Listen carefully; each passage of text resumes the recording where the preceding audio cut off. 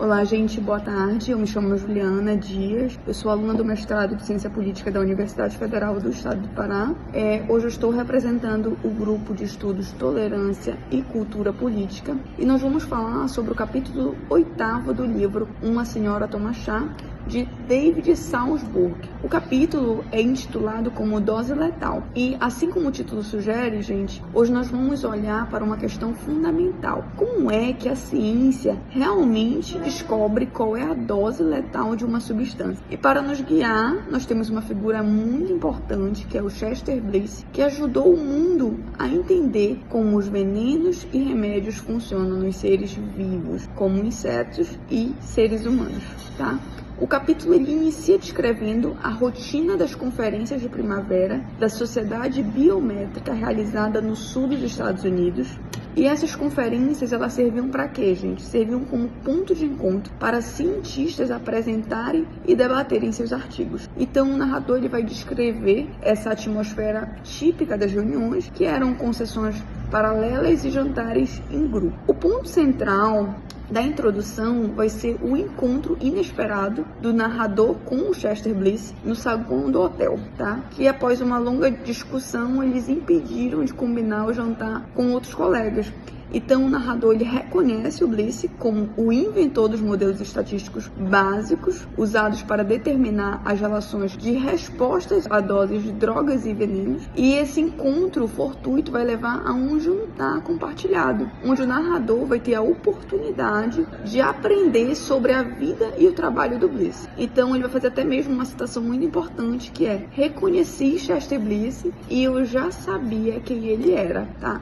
Então, gente, o capítulo ele vai se aprofundar na história do Chester Bliss e a sua contribuição fundamental, tanto para a estatística quanto para a toxicologia, pois ele criou, né, a análise de Probit, né? E nós vamos ver ao longo, né, do capítulo o que é análise de Probit. O capítulo ele vai falar sobre a formação do Bliss, que é formação. Ele era formado em biologia e etimologia. Ele começou a trabalhar no Departamento de Agricultura dos Estados Unidos no desenvolvimento de inseticidas, né? Bliss vai ter desafios na pesquisa de campo. Ele vai perceber as dificuldades de interpretar os experimentos, né, devido às variáveis serem incontroláveis. Isso vai levar Bliss a realizar os experimentos em laboratórios, né? Fisher, para o Bliss, vai ser um divisor de águas. Ele vai ser impulsionado a explorar os métodos estatísticos para entender seus resultados, né? Vai observar as variações dos seus experimentos com insetos e inseticidas, e com o olhar para esses resultados, essas variações, ele percebe, né, que alguns insetos sobreviviam mesmo com altas dosagens das substâncias, enquanto outros morriam com dosagens muito baixas. Ou seja, a probabilidade de causar a morte em organismos vivos gerou um modelo estatístico que vai relacionar a dose de uma substância a essa probabilidade da morte, né? Então, após essa constatação, vai ser criado o modelo, vai ser desenvolvido, na verdade, a análise de Probit, e vai ser introduzido um conceito central na toxicologia, que é o LD50, a dose que mata 50% dos organismos expostos. Ou seja, o modelo do Bliss vai mostrar que é impossível prever com exatidão o efeito de uma substância em um indivíduo específico, tá? Pois a ciência vai trabalhar com distribuição probabilística,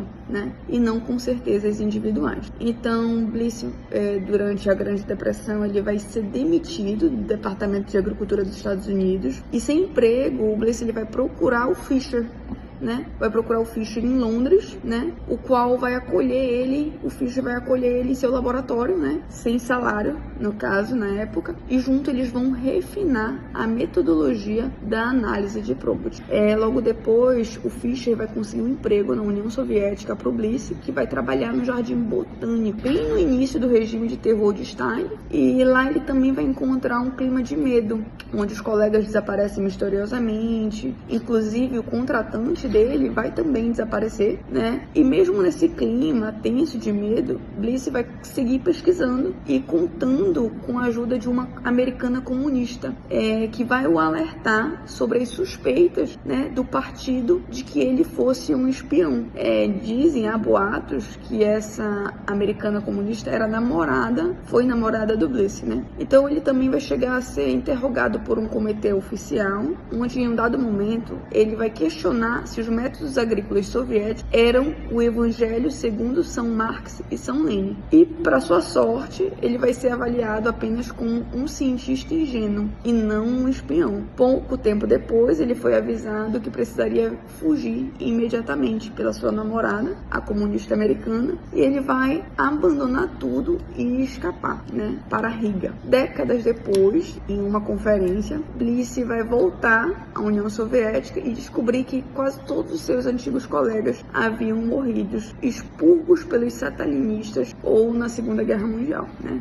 Então, gente, o capítulo vai mostrar como a busca científica de Bliss, iniciada por uma curiosidade estatística, o levou a criar um dos modelos mais importantes da toxicologia moderna, né? E também o colocou em meio a uma das fases mais sombrias da história do século XX. A sua trajetória é um exemplo de como a ciência e a coragem intelectual podem florescer mesmo sobre extrema pressão política e pessoal. Então, gente, a gente fica aí hoje com esse pequeno resumo da história de Bliss, né? E a importância que ele teve sobre a dose letal, né? Sobre reconhecer a análise de Probert, né? Identificar. Então, Bliss realmente foi uma pessoa importante e ele é muito bem citado pelo nosso narrador. Até logo!